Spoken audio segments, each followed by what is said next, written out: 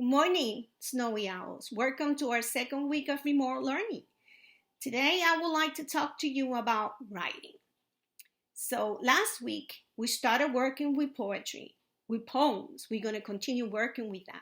This week, we're going to work with the topic, listening for lines, breaks. And I'm going to explain to you a little bit about that.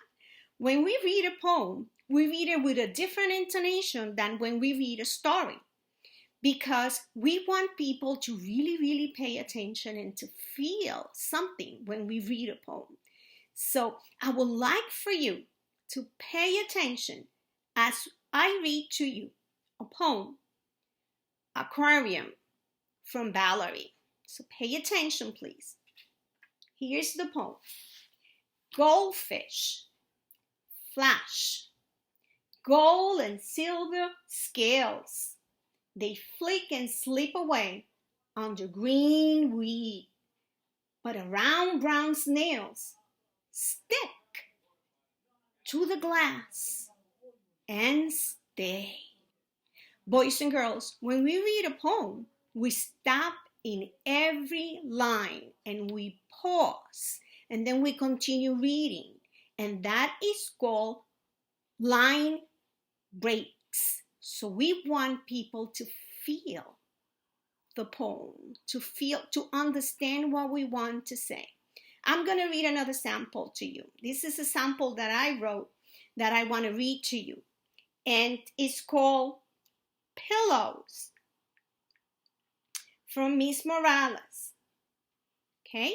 Listen to the line breaks. Pillow, soft, not hard, comfy, fluffy, squashy, mushy. It waits for me every day, my pillow.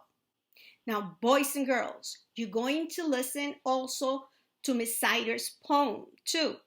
And we're going to tell you what is that you're going to be doing today. Miss Morales, I loved your poem about a pillow. That was a really good object to observe.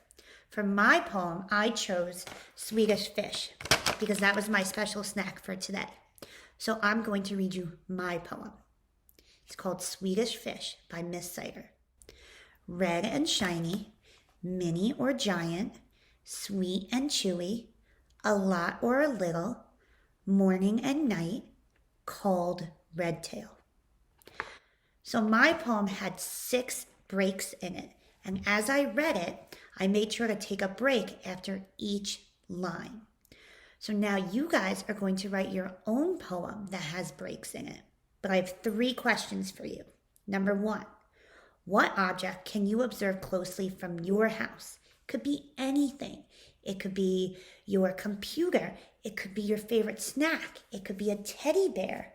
It could be a hot dog. It could be anything.